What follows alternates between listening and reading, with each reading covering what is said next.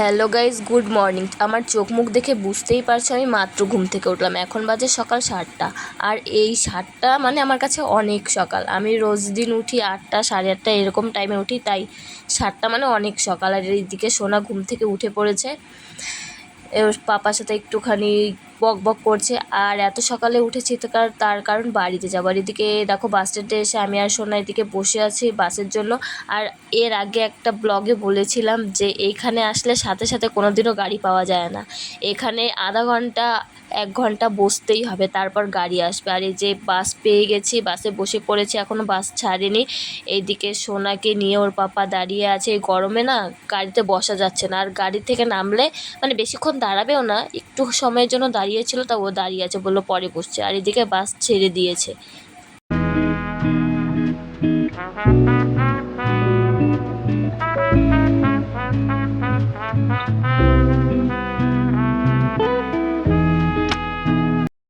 এইদিকে দেখো গাড়িতে বসে বসে বোরিং ফিল হচ্ছিল, আর সোনা কেমন করে তাকিয়েছে। আর বাড়িটা এতটাই দূরে কি বলবো, যে রাস্তাই শেষ হয় না, তাই আর ঝিমাচ্ছিলাম। আর গাড়িতে উঠলেই কেরম মাথা ব্যথা করছে। আর এইদিকে দেখো আমিও ঘুমিয়ে পড়েছি, আমার পাপাও ঘুমিয়ে পড়েছে, আর একজন দায়িত্বশীল মানুষের কাঁধে দুজনেই শুয়েছে।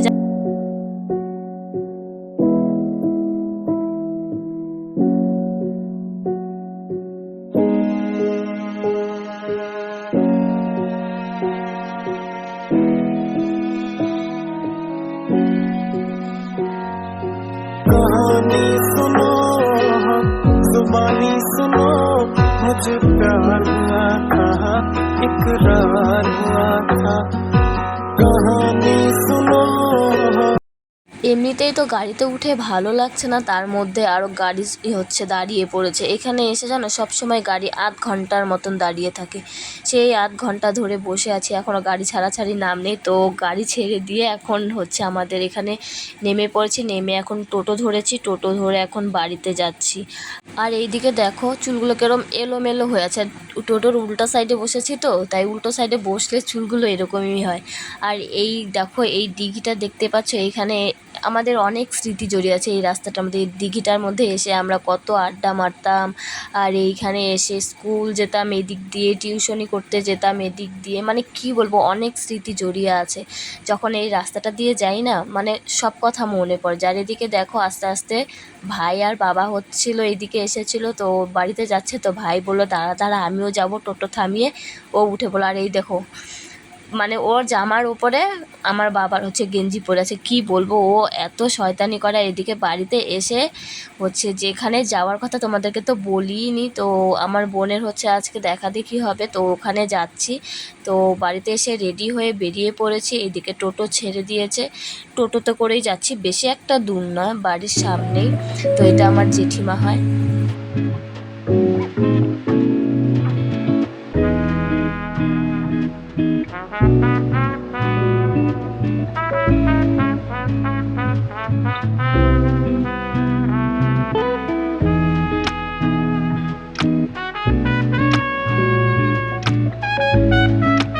তো আমাদের যেখানে আসার কথা সেখানে আমরা পৌঁছে গেছি। তো আসার পরে আমাদেরকে ঠান্ডা জুস, ম্যাঙ্গো জুস আর কি, ম্যাঙ্গো জুস দিল, তারপর টিফিন করেছে, টিফিন দিল, তো সবাই মিলে টিফিন খাচ্ছি। আর এই যে আমাদের দাদা, এটা আমার দাদা, এটা আমার মামার ছেলে। তো সবাই মানে সবাইকে টিফিন দিয়েছে, আমি মিষ্টি খাইনি, আমার বাবা খায়নি, আমার দিদিখানে সবে দাদাকে দিয়েছি, তাই ও মিষ্টি দেখাচ্ছিল। আর এই যে এটা আমার মামার মেয়ে দিদি।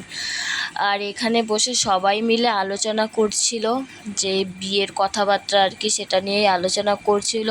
তো সবাই বিয়ের আলোচনা করতে থাকুক, তোমরা আমার চ্যানেলটাকে সাবস্ক্রাইব করতে থাকো। টাটা।